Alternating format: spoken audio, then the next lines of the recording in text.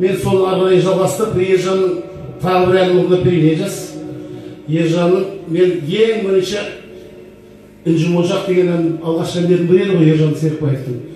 Сол әнді бірінші болып мен орындадым десем қателеспеймін.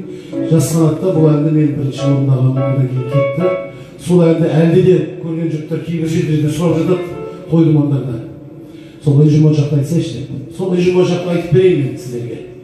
Қайда деген?